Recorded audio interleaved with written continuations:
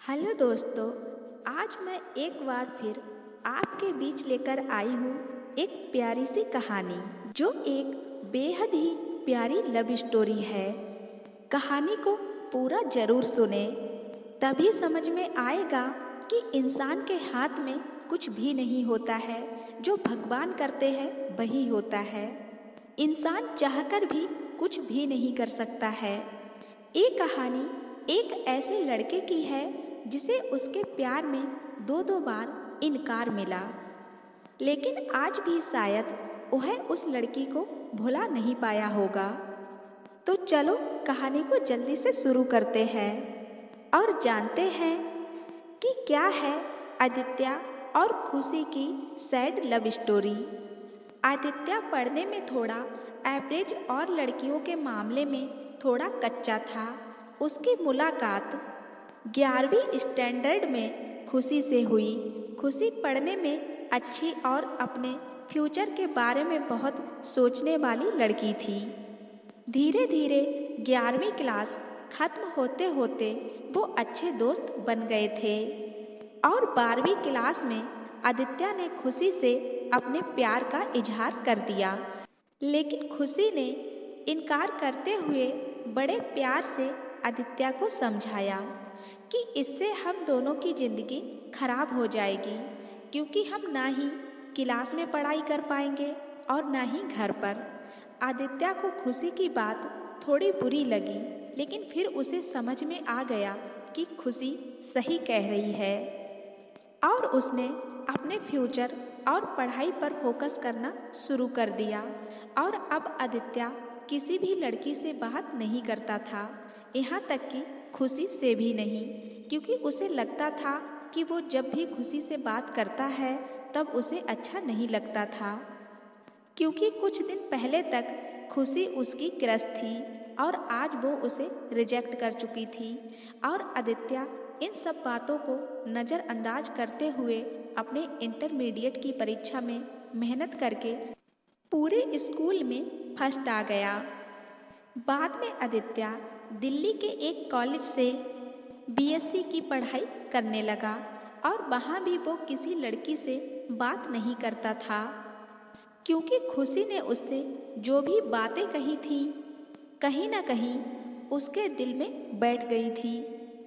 और जब भी उससे कोई लड़की बात करने आती थी तो वह अपना मुंह मोड़ लेता। आदित्य अब धीरे धीरे अपनी पढ़ाई में और भी अच्छा होता गया और आखिरी में आते आते वो अपने कॉलेज में टॉप 10 की लिस्ट में आ गया और उसे कॉलेज से प्लेसमेंट भी मिल गया और वह जॉब करने फिर से मुंबई चला गया। मुंबई एक बहुत ही बड़ा शहर है, जहाँ एक मोहल्ले के लोग दूसरे मोहल्ले वालों को नहीं जानते हैं। वहीं जब आदित्य ऑफिस गया तो उसे वहाँ खुशी दिखी, लेकिन अब खुशी के लिए उसके दिल में कोई जगह नहीं थी और इसीलिए वह हर बार खुशी से छिपता रहता था।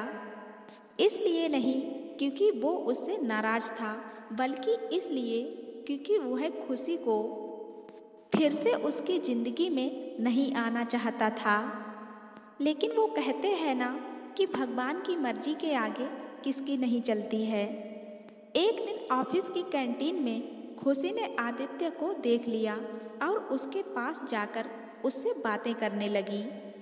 आदित्य के पास भी खुशी से बातें करने के अलावा और कोई विकल्प नहीं था। दोनों के दिल में पिछले 4 सालों से जो भी दर्द था उन्होंने एक दूसरे को बताया और दोनों ने एक दूसरे से खूब सारी बातें की। खुशी ने उससे बिछड़ने के बाद अपने सफ़र के बारे में बताया और आदित्य से उसके बारे में पूछा, जिसके बाद आदित्य को कहीं ना कहीं लगने लगा था कि खुशी गलत नहीं थी और आदित्य को फिर से खुशी से प्यार हो जाता है। कुछ दिन बीतते हैं और दोनों की दोस्ती और भी गहरी हो जाती है और एक दिन अचानक आदित्य खुशी से बात करते करते उससे अपने प्यार का इजहार कर देता है, लेकिन खुशी फिर से उससे इनकार कर देती है। और जब आदित्य उससे इस इनकार की वजह पूछता है तो वो बताती है कि उसकी शादी तय हो गई है और 1 महीने बाद वह यह जॉब छोड़ देगी। जब यह बात आदित्य को पता चली तो वो एक बार फिर टूट गया, जिसके बाद वो अपने आप को संभाल नहीं पाया और एक चिट्ठी खुशी के लिए छोड़कर चला गया।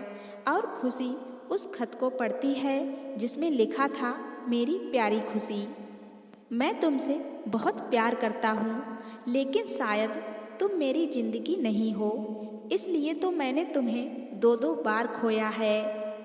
कोई भी इंसान इतना बदनसीब कैसे हो सकता है कि अपने प्यार को 2-2 बार खोए।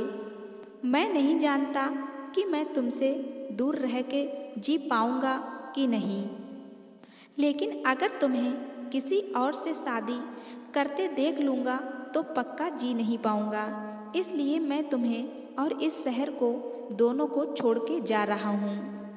शायद तुम मुझे भूल जाओ, लेकिन दूसरी बार मिलने के बाद मैं तुम्हें कभी नहीं भूल पाऊंगा।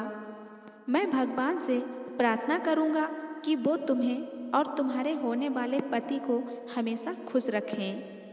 तुम्हारा प्यार, आदित्य। आदित्य का खत पढ़ने के बाद खुशी रोने लगी और आदित्य को बहुत ढूंढा पर वो कहीं भी नहीं मिला। और बाद में खुशी ने अपने परिवार की खुशी के लिए अभिषेक से शादी कर ली। लेकिन खुशी को आज भी ये बात हमेशा सताती रहती है कि आदित्य कहाँ होगा, किस हाल में होगा। यहाँ तक कि उसे ये भी नहीं पता कि आदित्य जिंदा भी है या नहीं।